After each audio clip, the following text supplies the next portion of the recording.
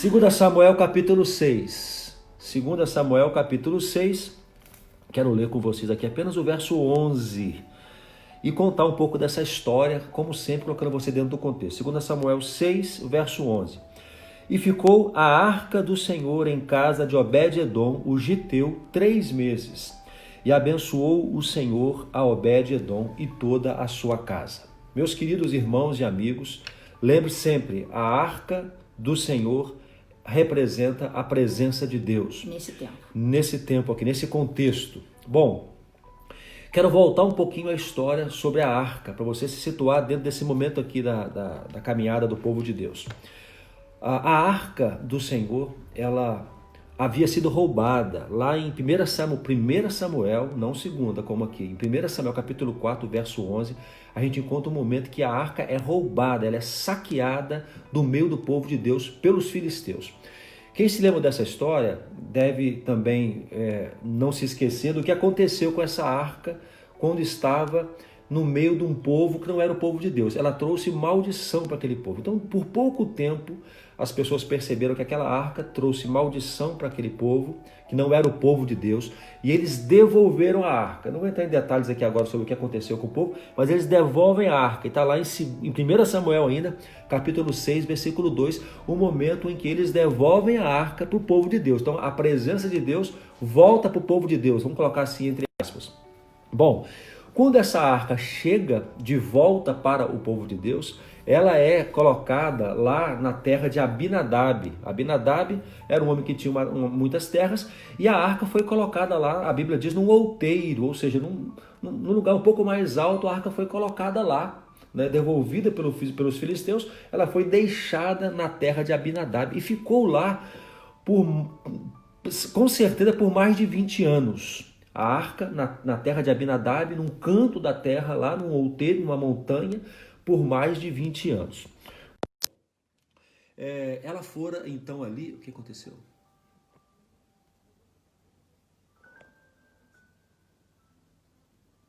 Volta lá. A sua câmera? Aconteceu alguma coisa aqui, gente. Vocês estão ouvindo a gente agora aí? Deu uma zebra aqui na câmera. Travou. Peraí, gente. Não, é alguma coisa na câmera. Parece que virou pra trás a... Só um pouquinho, gente, por favor, que coisa gente. doida isso. Aqui no Instagram tá tudo normal. Não.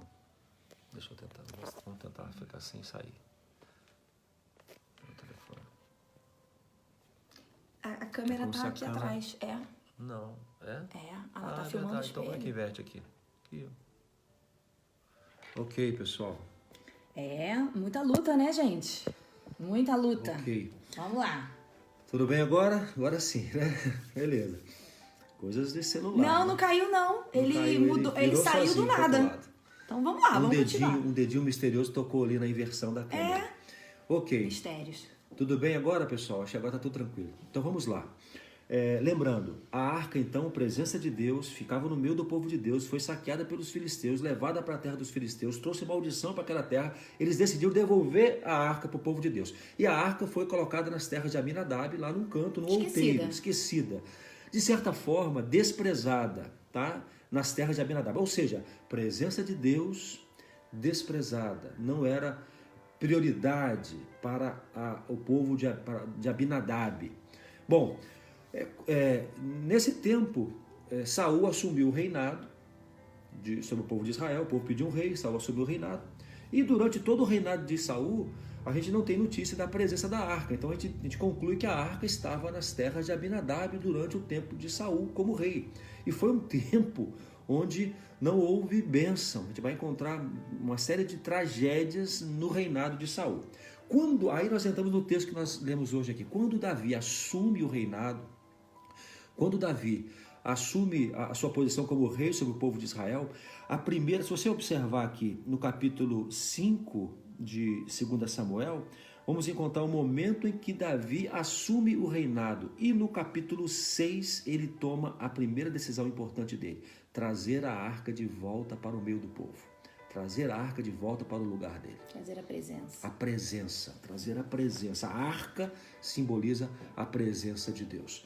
Meus queridos, eles vão buscar a arca então. Eles vão buscar a arca, se preparam e vão trazer a arca de volta para o meio do povo de Deus. Agora, para o lugar central do reino. Essa era a ideia de Davi, trazer a presença de Deus para o governo com ele, do seu povo.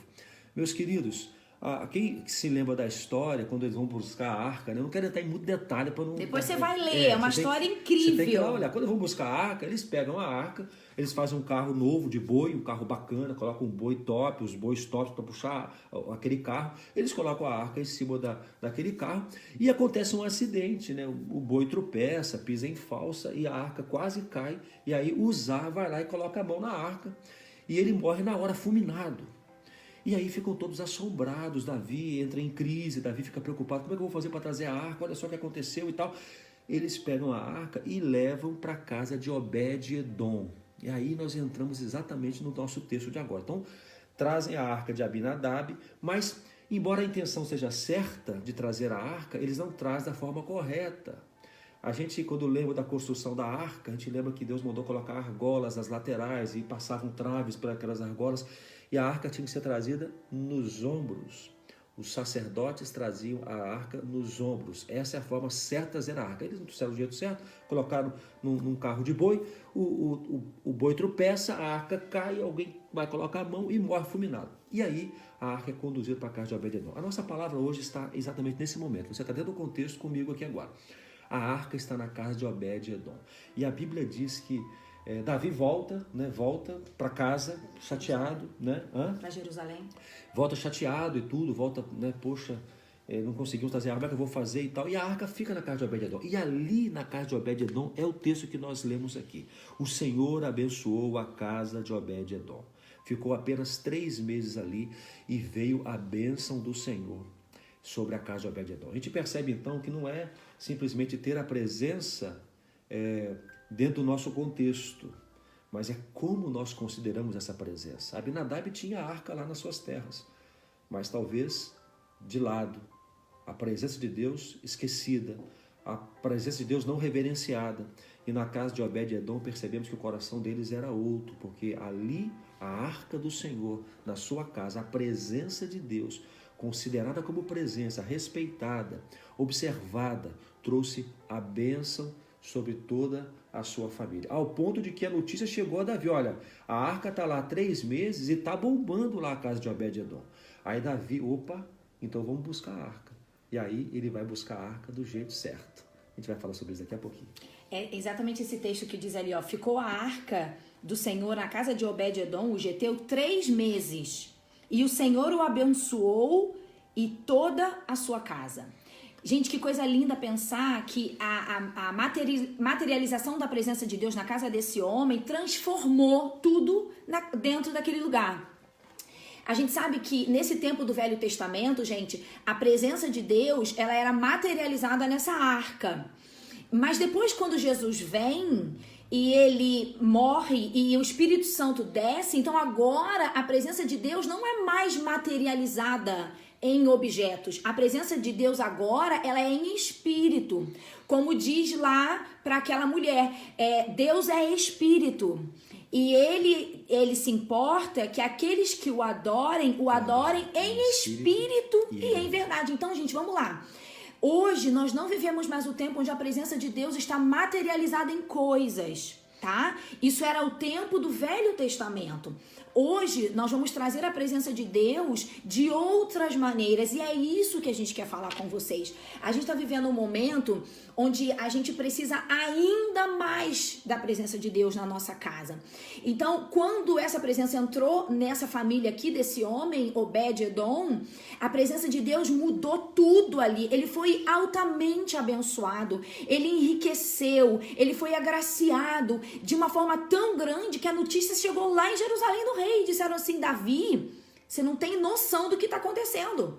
A casa de Obed-Edom está sendo muito abençoada. E aí ele diz, então traz a arca para cá. Eu quero essa presença de Deus aqui. Pessoal, eu sei que se a gente perguntar para você se você quer a presença de Deus na sua casa, Eu acredito que você vai dizer que sim. Quem vai dizer que não quer? Quem vai dizer que não? Então, o desejo todo mundo tem. Isso. Assim como Davi teve o desejo de imediatamente trazer a arca. Isso. Mas tem um jeito certo de trazer a presença Aí de que Deus. tá. Então, eu quero falar com vocês uma questão que talvez atrapalhe a presença de Deus, de chegar na nossa casa, tá? Existem muitas, tá, gente? De uma forma geral, eu posso dizer que o pecado afasta a presença de Deus. Mas se eu pensar num contexto familiar e eu tentar trazer de uma forma muito prática, o que muitas vezes atrapalha a presença de Deus dentro da nossa família, dentro dos nossos relacionamentos? Gente, quando a gente convive com pessoas dentro de casa, de uma forma mais intensa, é também o lugar onde os conflitos são mais constantes. Às vezes, dentro de casa, a gente é o lugar onde a gente realmente mostra quem a gente é. Às vezes, a gente trata um ao outro de uma forma que não agrada a Deus e a gente justifica esses maus tratos. Porque a gente é família. Porque a gente é irmão. Porque é marido e mulher. Porque é mãe e filho. E aí eu pergunto assim, será que isso agrada a Deus? Como é que Deus vai se entronizar num ambiente onde muitas vezes as discórdias, o orgulho reina? Você já parou para pensar nisso? Eu sei que às vezes no consultório eu ouço muito, mas muito as pessoas dizendo assim, poxa, Letícia, o meu pai, a minha mãe, meu marido, meus filhos são as melhores pessoas lá fora de casa. Não tem ninguém melhor que o meu pai lá na rua, do que a minha esposa lá na rua. Meus filhos são educados com todo mundo na rua, mas quando eles estão em casa, eles são outra pessoa. Eles não são tão educadinhos assim como eles se mostram para as pessoas. Às vezes até dentro da igreja são educados, são maravilhosos, mas dentro de casa não são. Então, assim, uma das coisas que a gente quer trabalhar hoje com vocês é pensar assim, como é o tratamento de vocês dentro de casa? Como será que é o nosso tratamento dentro de casa? Eu não estou perguntando aquilo que os outros veem em nós. Eu estou perguntando aquilo que realmente acontece nas nossas casas. Alguns dias atrás, eu estava com o meu pai lá na igreja, na cantina, e era o nosso grupo de trabalhar. E a gente estava ali numa agitação, servindo todo mundo, aquela confusão toda. E meu pai falou comigo, me perguntou alguma coisa e eu fui ríspida com ele. Na hora eu falei, pai, tá. Falei, voltei, comecei a atender todo mundo, gente. O Espírito Santo começou a me incomodar. Que eu tinha tratado mal o meu pai. E na hora foi muito interessante que meu pai recebeu aquele meu jeito mais impetuoso de falar e ele não falou nada, ele se calou. Eu acho que aquilo foi ainda pior pra mim. Porque às vezes quando a gente é ríspido com alguém e essa pessoa devolve na mesma moeda, parece que ficou o negócio... Elas por elas. E aí a gente acha que não tem necessidade de voltar atrás e consertar. Mas o meu pai ficou calado. E a gente continuou ali. Quando chegou em casa, não me lembro se foi no mesmo dia ou no dia seguinte, eu procurei meu pai. Eu falei, pai, me perdoa. Aquela hora lá eu fui ríspida com o senhor e eu não devia ter falado daquele jeito. E aí ele falou, filho, eu percebi, tá? Mas tudo bem, tá tudo certo, eu te perdoo sim. E aí aquele incômodo passou. Esses dias aqui em casa também foi muito interessante. Eu e o Fabrício estamos arrumando aqui as coisas pra gente falar aqui com vocês. E o Fabrício foi grosso comigo, sabe? E ele se deu conta de que ele tinha errado. E ele na hora falou, amor, me perdoa. Coisa rara. Coitado, né? Coisa rara ele errar comigo. E aí ele falou, amor, me perdoa. Eu entendi errado o que você estava falando, o que você estava fazendo. E eu falei, tudo bem, amor. Gente, será que a gente vê necessidade de reconhecer os nossos erros para aqueles que estão dentro da nossa casa? Será que a gente não passa batido nas ofensas? E porque a gente acha que é marido, que é mulher, que é filho, que é pai, que é irmão, principalmente relacionamento entre irmãos. Será que a gente... deixa pra lá. Olha, isso é orgulho, sabia? Que quando a gente decide não voltar atrás, não reconhecer os nossos erros, principalmente com os dentro de casa, isso é um orgulho que está imperando em nós. E a Bíblia diz que Deus rejeita os orgulhosos, que Deus não gosta do orgulho, mas Ele dá graça aos humildes. Então, o primeiro ponto, como está o tratamento de vocês dentro de casa? Como é que está o relacionamento, as falas, as ofensas? Vocês voltam atrás e se reconciliam e pedem perdão? Ou, eu vou deixar já, Ou, principalmente marido e mulher, quando um trata mal o outro, ou quando um magoa o outro, ao invés de você voltar atrás e pedir perdão, você começa a agradar a pessoa. Tá errado. Sabia que tá errado?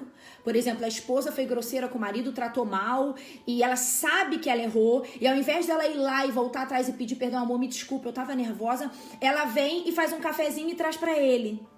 Ela vem e faz a sobremesa que ele gosta. Não, isso não é. É legal fazer isso, ok. Mas o pedido de perdão precisa ser expressado, gente.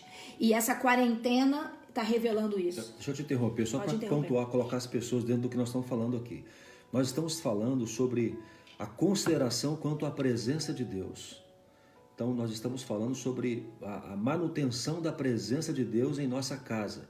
A Bíblia diz, o Senhor Jesus falou lá em 1 João, aquele que tem os meus mandamentos e os guarda, este é o que me ama. E aquele que me ama será amado por meu Pai. E eu também o amarei e me manifestarei a ele. Então, a manifestação da presença do Senhor Jesus, né, que é a presença de Deus, que é em espírito, ela se dá com a observação e com a obediência aos mandamentos. E aí, quando você olha Jesus falando isso, quais são os mandamentos? Quais são os mandamentos de Jesus? Né? Amar a Deus sobre todas as coisas e amar ao próximo como a si mesmo.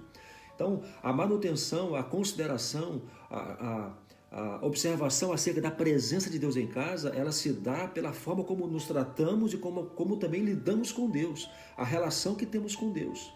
Não é simplesmente, a arca não era um objeto que devia ficar lá e para enfeitar a casa. Igual quando a gente abre a Bíblia e deixa aberta na sala porque ela vai abençoar. Não é nada disso, gente. É a consideração quanto à presença, é a observação da sua vontade, a obediência à sua vontade. Agora, como trazer a arca? Como trazer a presença? No Antigo Testamento, a preocupação de Davi, agora a segunda vez, de trazer a arca do jeito certo. E o jeito certo de trazer a arca era colocar sobre os ombros. Mas ele faz do jeito errado. Sim, mas ele fez errado a primeira vez. Agora, a segunda vez, ele está fazendo do jeito certo, que é colocar sobre os ombros. E é com louvor, é com adoração, é com pedido de perdão, com arrependimento diante do Senhor. Então eles davam 6 passos, matavam um boi. Gente, você tem que ler o texto. É uma loucura o que eles fazem quando tiram a arca da casa de Obed-Edom para levar até a casa de Davi, até o reino de Davi. Então há um trabalho a ser feito. E eu quero dizer para você que trazer a presença de Deus dá trabalho. Dá trabalho. Não é uma mandinga, não é uma coisa, sei lá, trivial. Não. Há uma responsabilidade a ser feita da nossa parte. Há uma devoção, há uma busca, há um quebrantamento. Existe tempo de orações, tempo de clamores, tempo de renúncias, tempo de arrependimento, de quebrantamento diante do Senhor. Então, trazer a presença de Deus não é simplesmente apertar alguns botões. Existe um comprometimento humano. Tem que suar a camisa. Mas a gente está falando, amor, também de trazer a presença de Deus para a nossa casa, para a nossa família. E aí, o que nós estamos falando para você? É que às vezes o ambiente ruim dentro de casa, os tratamentos, o pecado instituído nos relacionamentos dentro de casa impedem a presença de Deus de vir. Gente, às vezes... Impedem e revelam que ele não está ali. Exatamente. Gente, às vezes que eu e o Fabrício temos qualquer dificuldade de relacionamento e que por alguma razão a gente não fica bem por algumas horas, eu não consigo buscar a Deus quando eu tô mal com ele e com ninguém. Sabe quando a gente se desentende com alguma pessoa, que isso é normal, nós estamos nesse mundo e tá tudo bem, isso vai acontecer. Mas quando eu não consegui ainda voltar lá e consertar, quando eu vou buscar a Deus, eu não consigo. Porque o Espírito Santo me incomoda, ele diz, filha, olha como você tratou o seu marido, ele saiu. Como é que você agora está vindo na minha presença e você quer que eu venha, você quer que eu te abençoe, você quer que eu me manifeste a você, mas olha como está o seu coração. Você está com raiva do seu marido, você tratou mal os seus filhos, você está com um problema com aquela irmã lá da igreja, você, sei lá, vocês entendem, gente? Não tem como a presença de Deus estar na nossa casa de uma forma verdadeira se não houver quebrantamento, se não houver em nós um coração correto. E muitas vezes, nessa quarentena principalmente, as pessoas estão revelando, Letícia, Nós estamos nos desentendendo o tempo todo. Gente, o que está acontecendo então é para acender um alerta no nosso coração. Por que eu não consigo conviver com o meu marido 3 semanas? Que isso para mim é um caos. Como assim? Então eu tenho um problema que eu tenho que resolver com ele. E é a hora da gente consertar essas coisas. Sabe por quê? A gente estava conversando ontem à noite, a gente disse assim, amor, quando tudo isso acabar e a vida das pessoas voltarem ao normal, vai ter aquele início de, uau, todo mundo tá mudado, tá? Mas e depois? Depois que a poeira baixar e a nossa rotina voltar como era antes, será que a gente vai ter sido realmente transformado? Então essa está sendo a nossa preocupação e eu acho que Deus está nos incomodando para a gente falar isso para vocês, de que a transformação vai ter que acontecer hoje. Então dentro da sua casa, você quer a presença de Deus? Eu acredito que sim. Mas como está o clima? Como é que está o coração de vocês em relação às pessoas que moram dentro da sua casa? Será que você ensinou seus filhos a pedirem perdão entre eles, irmãos? Você que tem irmãos em casa, você pede perdão quando você fala com seu irmão? É tão difícil, gente, a gente pedir perdão, sabe? Alguém ali até colocou, né? Eu tenho dificuldade de pedir perdão. Pede a Deus ajuda, porque às vezes a dificuldade de pedir perdão revela um coração orgulhoso. E Deus não se manifesta quando o orgulho reina. Sabia? Porque é pecado. Porque é pecado. Então a gente está falando aqui, traga a presença de Deus para sua casa, mas faça do jeito certo. Porque só ter a intenção no coração, eu quero a presença de Deus, Letícia. Eu quero que essa bênção aí que Obed-Edom viveu venha para minha casa. Eu sei que você quer. Eu sei que eu também quero. Mas Davi teve que fazer do jeito certo, como o Fabrício acabou de dizer. Quando ele vai buscar a arca, ele entende que ele tinha feito do jeito errado. Então, só a intenção não é suficiente. A gente tem que fazer do jeito certo. Nós queremos a presença de Deus em nossa casa, mas também queremos o governo dele. O governo. Deus precisa governar. Agora, existe, para a gente terminar, Deus não vai estar presente na sua casa, eu vou falar de forma muito clara para você, se Ele não for o seu Senhor e Salvador através de Jesus. Então a presença de Deus para dentro da nossa casa, ela começa com o senhorio de Cristo em uma pessoa da família, pelo menos primeiro. Então a casa vai ser abençoada pela presença de Deus através da transformação a começar com uma vida. Por alguém que rende-se a Cristo, o reconhece como seu Senhor e seu Salvador. Então, talvez, olhando para a sua casa, você não percebe a presença de Deus. Eu quero fazer uma pergunta para você. Jesus é Senhor? Jesus, além de Salvador, Ele governa a vida? Esta é um desafio a observarmos. Se Jesus, Ele foi trazido, Ele foi entronizado como rei no coração de alguém, para que a partir daí ele comece a trabalhar nessa casa e resgate toda essa família. Tem algum relacionamento na sua casa hoje que você está tendo dificuldade de manter do jeito certo? Você percebe que há nos seus filhos um tratamento,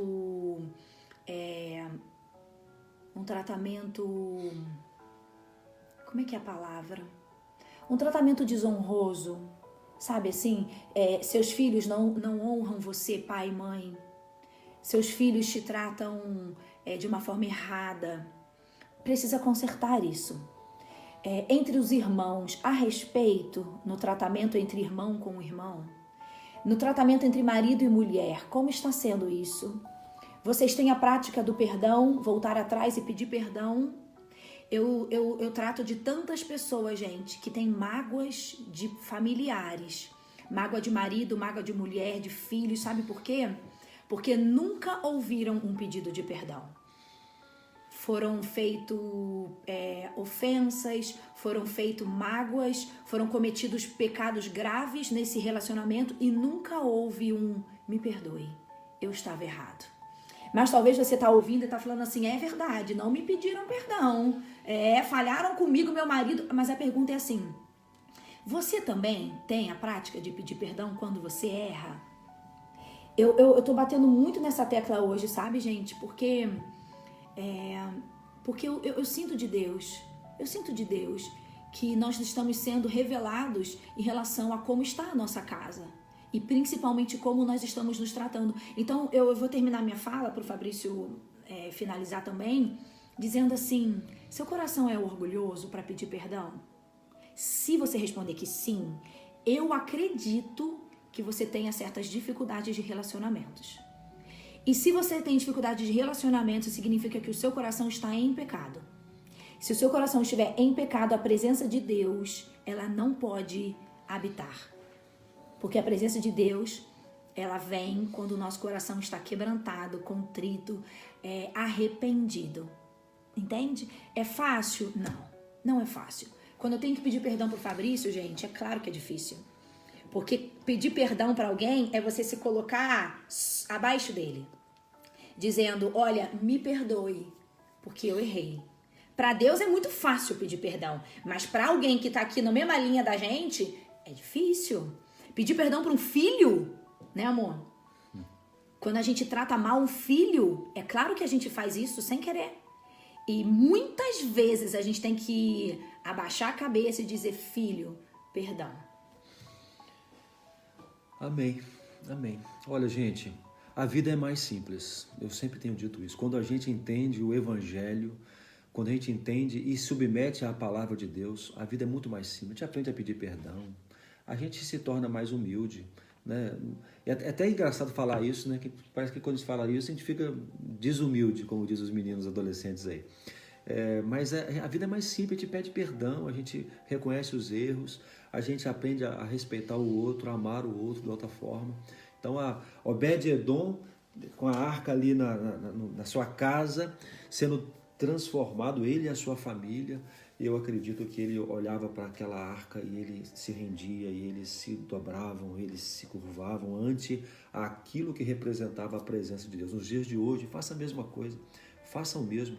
Renda-se à presença do Senhor, renda-se ao Senhor, entregue-se ao Senhor. A Bíblia diz então que aquele que me ama será amado do meu Pai e eu me manifestarei a Ele, né? Ou seja, eu quero então amar ao Senhor, eu quero amar, quero conhecê-lo, saber a sua vontade, andar segundo a sua vontade, para que Ele se manifeste a mim cada vez mais. E aí existe um ciclo poderoso. Quanto mais eu amo a Deus, quanto mais eu faço a sua vontade, mais eu aprendo dele. E aí, olha só, isso se retroalimenta e eu vou cada vez mais me tornando aquilo que o Senhor quer que eu seja.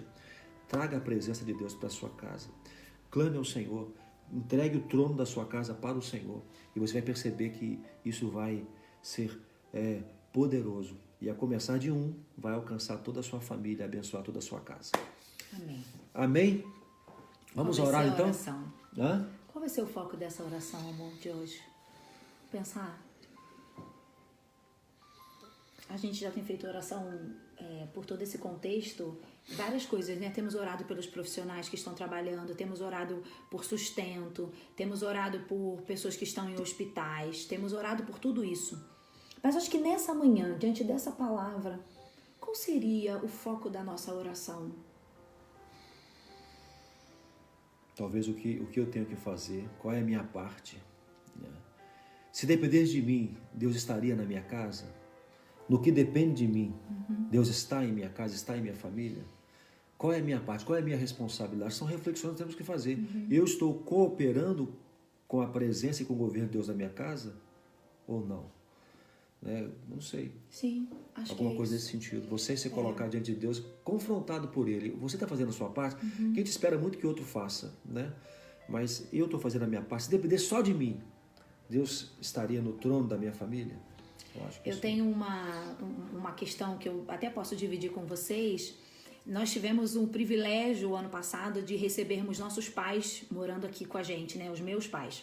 Falo nossos porque são os pais... Os meus já moram aqui há 3 anos, né? Exatamente. Mas os meus pais vieram morar com a gente aqui em casa. E foi o maior presente que Deus nos deu nos últimos tempos. É claro que quando você tem mais pessoas dentro de casa, você está muito mais sujeito a problemas de relacionamento. Aqui em casa nós somos 7 pessoas. Então, se você acha que é difícil na sua casa, na minha casa também seria, tá? Então, desde o início, eu comecei a orar. E eu pedi a Deus, Senhor, ajuda a gente no nosso relacionamento diário.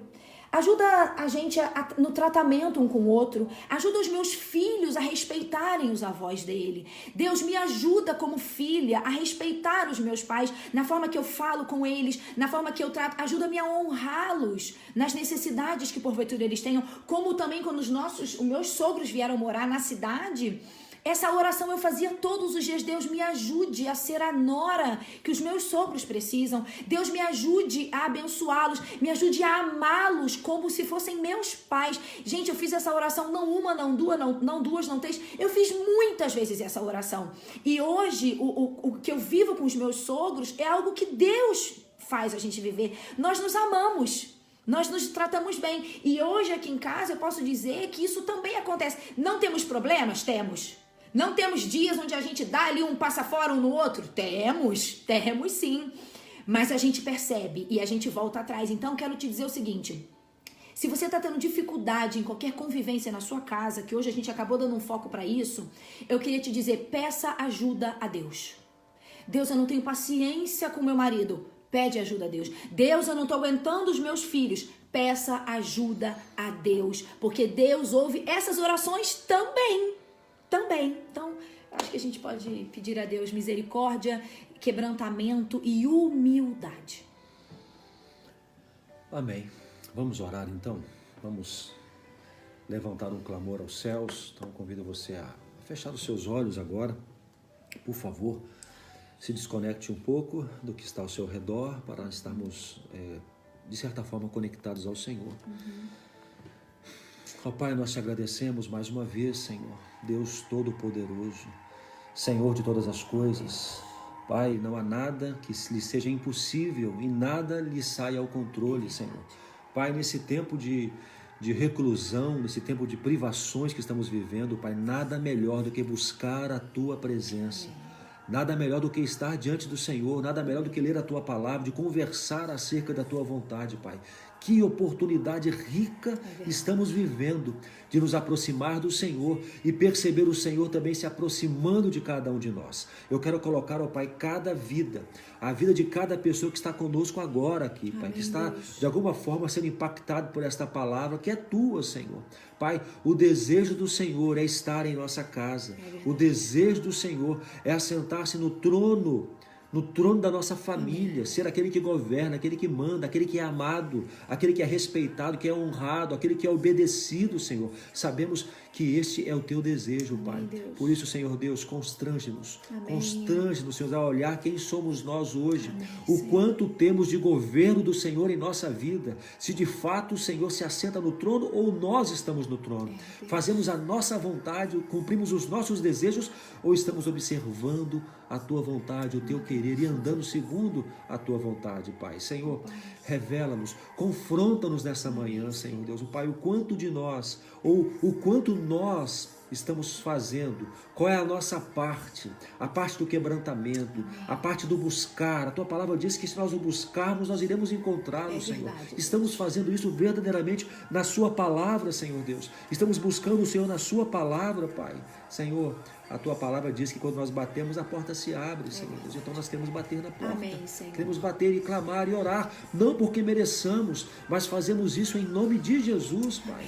Senhor, nesta manhã, visite cada família que está representada aqui nessa audiência que temos nesse instante. E aqueles que vão ver esse vídeo depois, visita cada família, Pai, e dá-nos a convicção de quem nós somos diante do Senhor. Se de fato somos aqueles que trazem a arca, que trazem a Tua presença, que consideram a Tua presença, que honram a Tua presença, que se dobram ante a Tua presença, ou se nós estamos fazendo como Abinadab, deixando a Tua presença, a arca, em um canto qualquer da nossa propriedade, da nossa casa, da nossa vida. Não, o Senhor não quer ficar num canto qualquer da nossa vida. Tu queres estar no centro. Seja então o centro, Senhor. Seja o centro. É o nosso clamor desta manhã, em nome de Jesus. Amém e amém, Senhor Deus. Ó Deus, a nossa petição nesta manhã é para que o Senhor revele como está o nosso coração em relação a aqueles que nós amamos, Deus, aqueles que moram na nossa casa. Talvez alguém que não esteja na nossa casa, mas alguém que nós estamos com relacionamentos rompidos. Ó Senhor, nós sim queremos a Tua presença na nossa casa, nós queremos as Tuas bênçãos que a presença nos traz, mas Deus, a Tua presença não habita no meio do pecado. Então Deus, hoje de uma forma especificada, nós queremos que o Senhor nos mostre se nós estamos com o nosso coração orgulhoso, se nós temos dificuldade de abaixar a nossa fronte quando erramos, se nós temos dificuldade de voltar atrás e consertar erros. Pai, nós não podemos sair desta pandemia sem que o Senhor trate isso nas nossas famílias, Deus. Pai, se há falta de perdão, se há relacionamentos rompidos, o Senhor precisa consertar e nós te pedimos ajuda. Senhor, ajuda. Pai, tem misericórdia, nos encoraje a procurar pessoas que estamos com problemas. Nos encoraje, Deus, a falar para alguém, me perdoe, eu falhei com você. Deus, nos dê esse espírito de humildade. Pai, eu oro por essas famílias que estão nos ouvindo, para que haja essa transformação na vida delas. Se existe alguém, Senhor, que precisa experimentar o perdão, ou liberar, ou pedir, que o Senhor agora, com todo o seu poder, haja na vida destas pessoas e também haja nas nossas vidas, Deus, para que haja em nós, em todo o tempo, esse espírito quebrantado. Pai querido, cuida das famílias que estão nos ouvindo, Deus. Entra nas nossas casas, a nossa casa é sua, Deus. Entre, apareça, se manifeste e limpe, Deus, tudo que precisa ser limpado. É a nossa oração, em nome de Jesus, em nome de Jesus. Amém, Senhor. Amém, Deus. Amém.